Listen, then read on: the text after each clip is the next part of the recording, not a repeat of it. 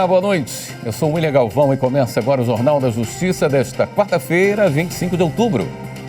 O plenário do Supremo julga ser válida a execução extrajudicial em contratos do sistema financeiro e imobiliário. O recurso discute se credor de dívida pode tomar imóvel dado como garantia de pagamento. Este é um dos destaques de hoje e você acompanha também nesta edição. STF nega liberdade a advogado condenado por atropelamento intencional de mulher em Brasília. Justiça Federal determina volta imediata do transporte por helicóptero para o resgate de pacientes indígenas no Pará. E ainda, de olho em crianças e adolescentes em situação de vulnerabilidade, Justiça do Trabalho e artistas do hip hop firmam parceria para combater o trabalho infantil.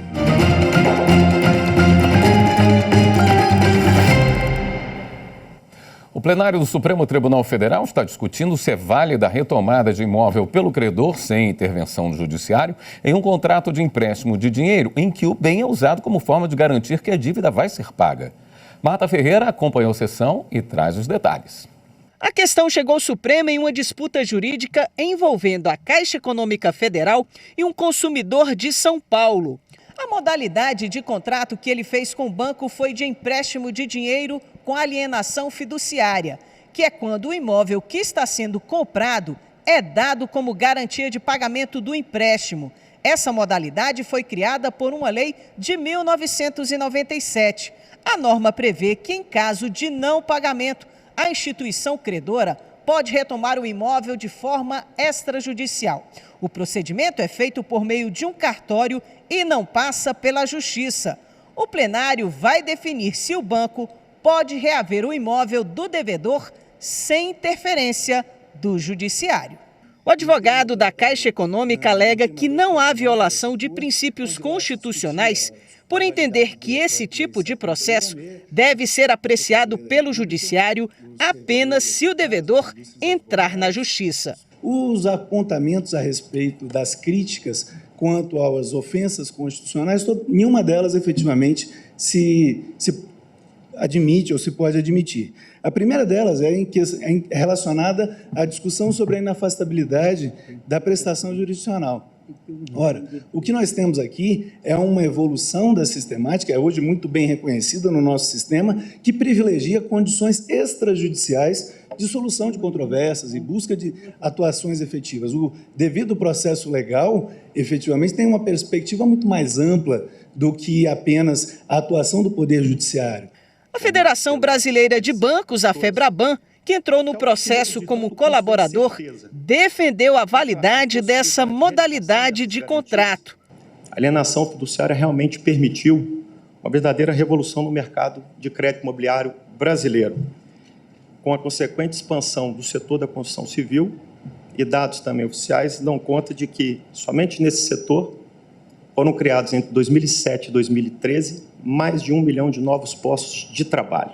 Já o defensor público da União entendeu que o banco não pode tomar imóvel de devedor sem decisão judicial, por haver violação do direito social à moradia. No tempo que me resta, quero fazer referência ao direito social à moradia, que também é importante referir aqui, porque grande parte dos imóveis submetidos à alienação fiduciária, evidentemente, servem de moradia ao devedor fiduciante. E o legislador viola o direito social à moradia quando submete, como neste caso, a execução da garantia real da propriedade fiduciária de imóvel a condições que fragilizam excessivamente a posição do devedor fiduciante de proteção à sua moradia.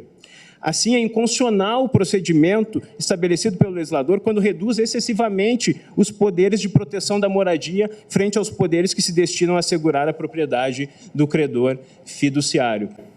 A sessão terminou há pouco. Vamos falar ao vivo com a repórter Marta Ferreira, que tem mais informações para a gente. Marta, boa noite. Boa noite, William. Boa noite a todos. Pois é, na sequência da sessão, o relator desse processo, o ministro Luiz Fux, votou pela validade da execução extrajudicial nessa modalidade de contrato, por entender que não houve violação ao princípio do acesso à justiça. Esse entendimento do ministro foi seguido pelos ministros Cristiano Zanin, Alexandre de Moraes e André Mendonça e Dias Toffoli, que já adiantaram o voto. Depois disso, O julgamento foi suspenso e será retomado amanhã com o voto do ministro Edson Fachin, que já adiantou que vai divergir do relator. Lembrando que esse caso ele tem repercussão geral reconhecida, ou seja, a decisão tomada aqui pelo Supremo vai servir de parâmetro para outros casos semelhantes no restante do país. A gente vai conferir agora um trecho do voto do relator, o ministro Luiz Fux. Ao firmar contrato de mútuo garantido por alienação fiduciária, o fiduciante manifesta sua vontade de permitir que a eventual execução se dê extrajudicialmente, de acordo com os trâmites da Lei 9514, ressalvada a possibilidade a qualquer momento de ajuizar a ação do devedor para sanar a ilegalidade eventualmente praticada no curso do procedimento. Trata-se de elementos de política regulatória que permite maiores possibilidades de acesso ao financiamento imobiliário. Isso é muito importante. Permite não só várias possibilidades de acesso ao financiamento, a taxa de juros mais baixas, de modo que a supressão da previsão legislativa da medida de garantia poderia significar desbalanceamento desse equilíbrio regulatório desenvolvido legislativamente.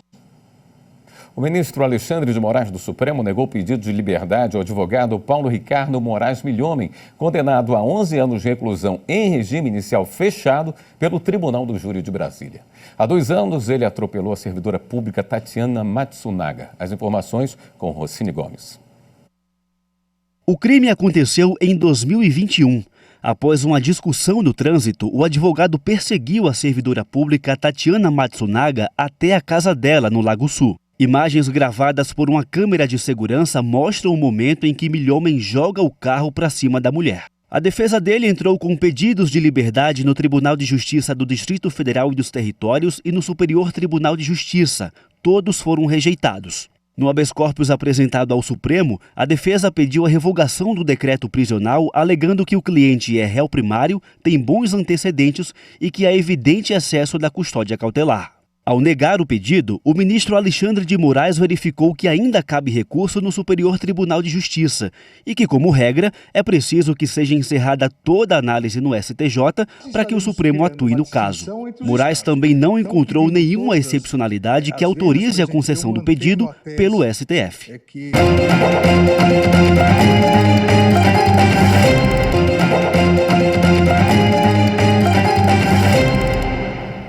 O plenário do Senado deve votar ainda hoje a indicação de 3 novos ministros para o Superior Tribunal de Justiça.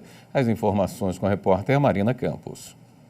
Os 3 indicados às vagas do STJ foram ouvidos pelos senadores que integram a Comissão de Constituição, Justiça e Cidadania. A sessão foi acompanhada presencialmente pela presidente do STJ, ministra Maria Tereza de Assis Moura, e por vários ministros da Corte. A advogada Daniela Teixeira foi a primeira a responder as perguntas. Em seguida, participaram os desembargadores Teodoro Silva Santos e José Afrânio Vilela. Os 3 tiveram os nomes aprovados pela comissão. Todos foram indicados pelo presidente Lula há pouco mais de um mês. Daniela Teixeira foi indicada à vaga pela Ordem dos Advogados do Brasil. Ela assume a cadeira aberta após a aposentadoria do ministro Félix Fischer.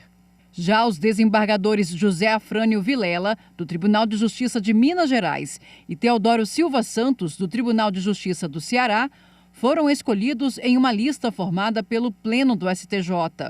As vagas decorrem da aposentadoria do ministro Jorge Mussi e do falecimento do ministro Paulo de Tarso Sanseverino.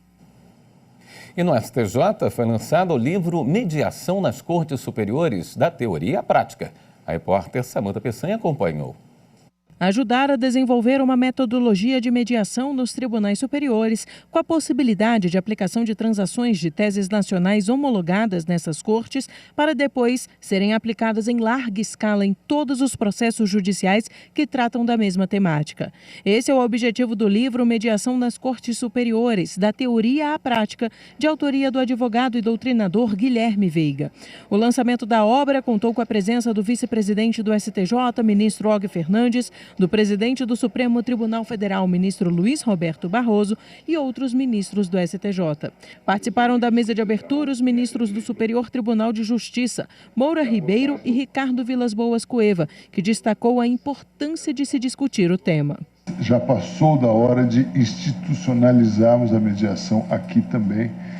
Eu acho que esse livro não podia haver melhor momento. O ministro Paulo de Tarso Sanseverino, falecido em abril deste ano, assina o prefácio do livro e foi homenageado durante o lançamento. Maria do Carmo Stenzel Sanseverino e Luiz Stenzel Sanseverino, esposa e filha do ministro, receberam flores durante o evento. Sua trajetória brilhante no campo do direito e sua dedicação incansável à justiça e ao serviço público deixaram um legado indelével. A apresentação da obra ficou por conta de Manuel Antônio Bruno Neto. O autor, Guilherme Veiga, disse que o livro aborda como a conciliação nacional pode ser implementada nos tribunais superiores.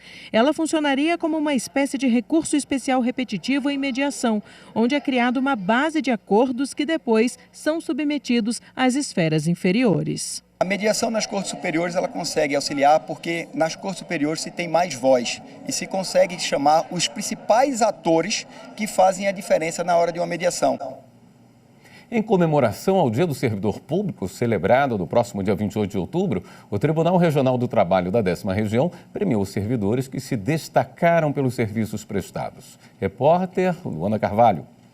A premiação é realizada a cada 2 anos e tem o objetivo de valorizar as qualidades funcionais e incentivar o desenvolvimento das servidoras e servidores do TRT-10. Ao todo, 10 pessoas receberam a homenagem. O Prêmio de Excelência é um reconhecimento, a todos os servidores da casa a partir da premiação daqueles indicados em excelência pelos próprios colegas de trabalho, né, denotando uma homenagem também dos demais servidores e nisso de todos os magistrados do tribunal. As escolhas foram realizadas por votação.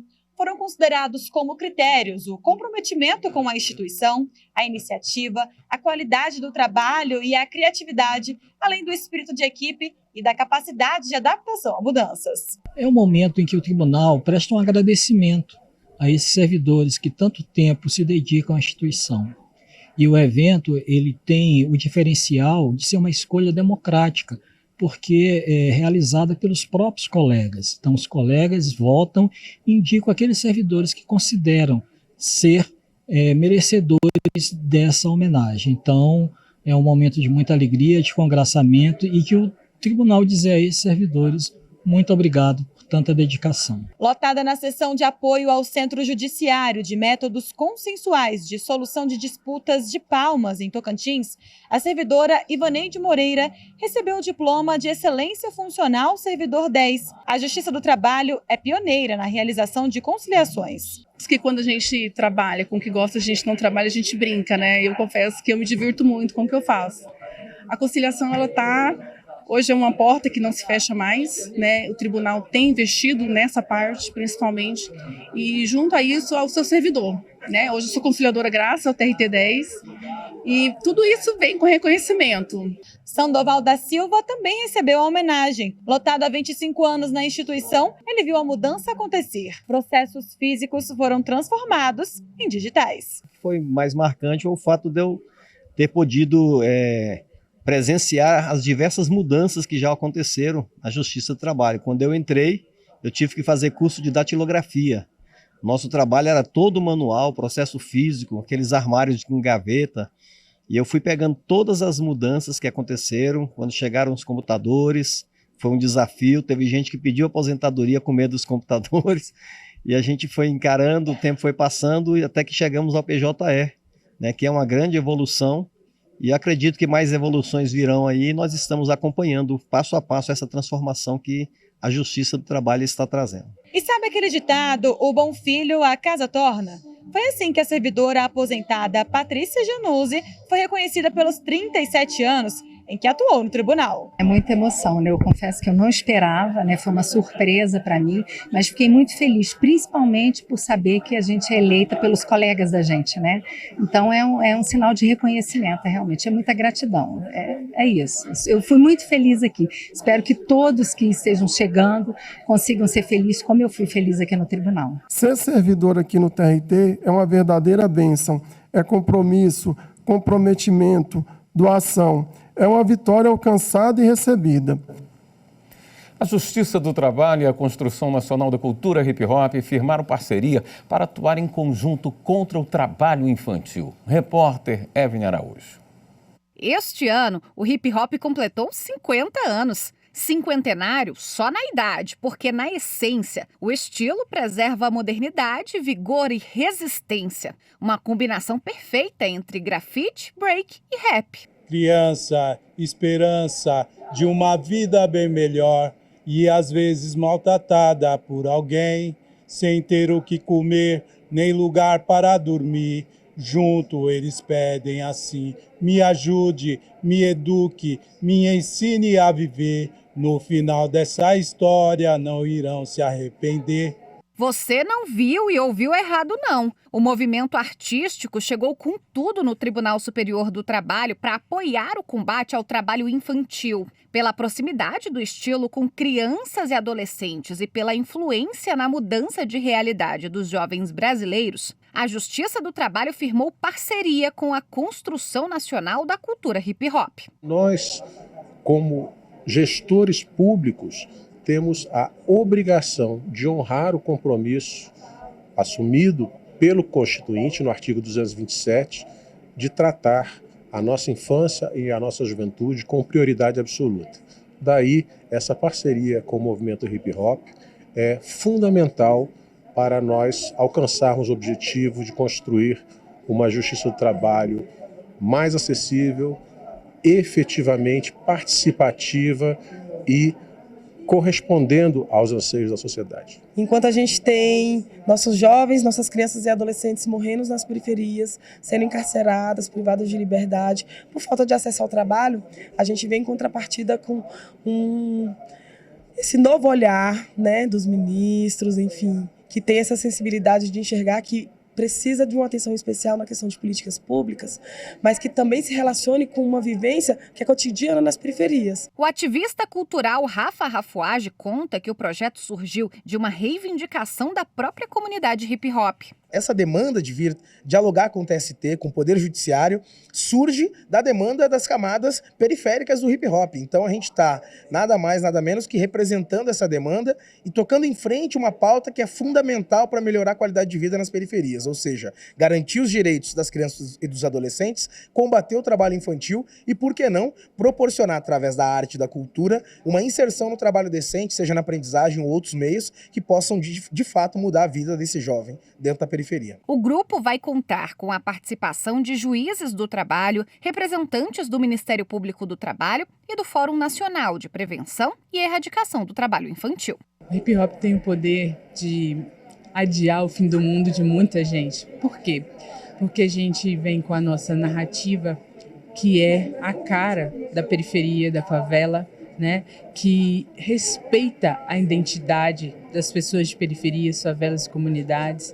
A gente também amplia horizontes, mas a gente amplia horizontes ressignificando eles e não modificando eles. A gente tem processos de ampliação de mentes e não de formatação de mentes. O hip hop tem uma entrada nas periferias, né? É um movimento que consegue falar e consegue dialogar com os nossos jovens e me parece que será uma importante ferramenta para o combate e erradicação do trabalho infantil. A seguir, Justiça Federal determina a volta imediata de transporte por helicóptero para o resgate de pacientes indígenas no Pará. Voltamos em instantes.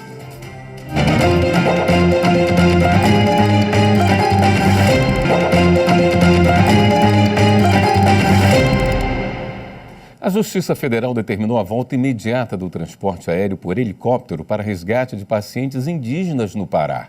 Márcio Fontinelli. O Ministério Público Federal entrou com uma ação judicial depois que o Conselho Indígena Tapajós-Arapiuns denunciou que o Distrito Sanitário Especial Indígena Guamá Tocantins está sem voos de helicóptero disponíveis para atender os pacientes na região, que é de difícil acesso e não dispõe de outra forma de transporte. Na decisão, em caráter emergencial, a Justiça deu prazo de 5 dias para que o serviço de transporte aéreo seja retomado, reforçando que a medida é imprescindível para garantir a continuidade da assistência à saúde indígena no Pará. A vice-presidente do Tribunal de Justiça de Mato Grosso realizou uma palestra sobre assédio moral e sexual no serviço público. Repórter Carlos Celestino.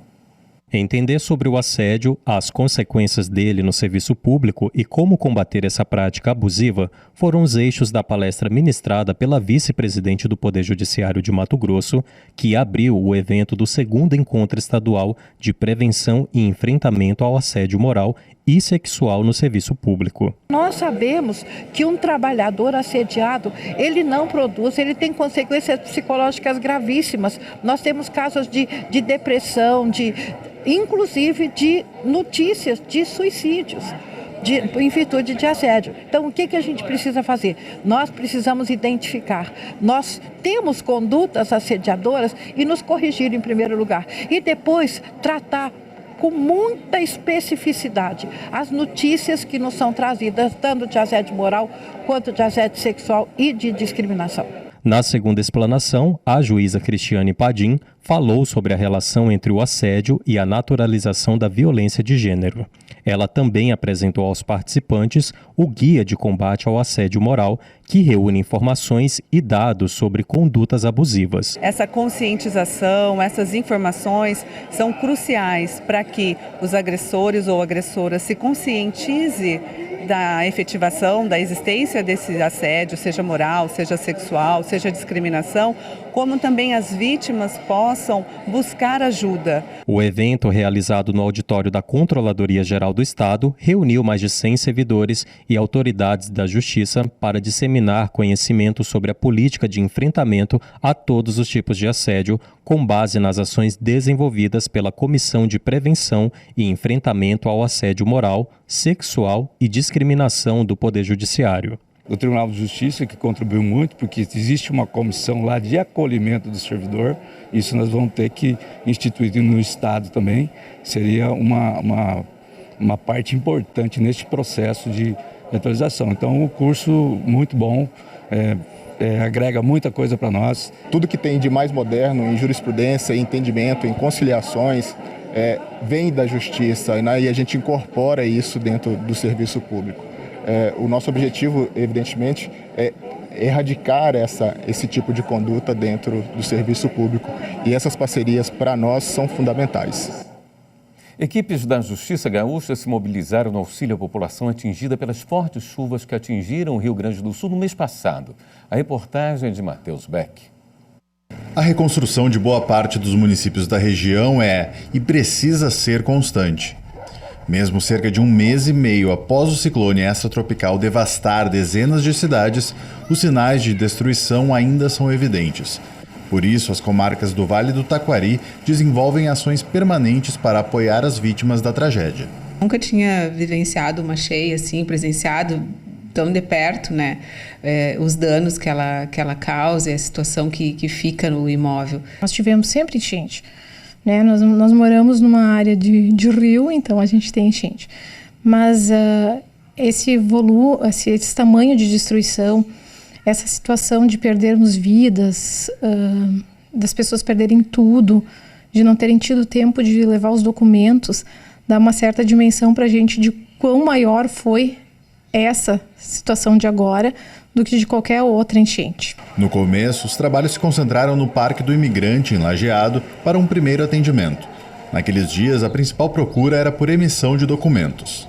Participamos também das reuniões do Comitê de Crise para estarmos ali inteirados do que estava acontecendo na comarca e do que fosse necessário para auxiliar.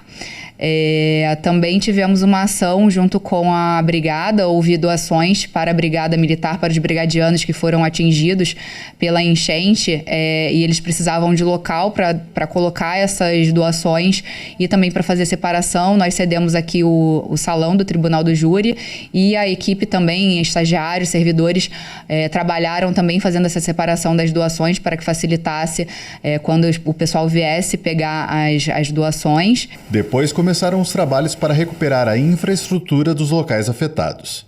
Além do repasse emergencial de R$5 milhões, o Tribunal de Justiça destinou mobiliário e equipamentos de informática para entidades e instituições públicas, principalmente em Mussum e em Roca Salles, cidades mais atingidas pelo evento climático e que pertencem à comarca de Encantado. O Jornal da Justiça fica por aqui.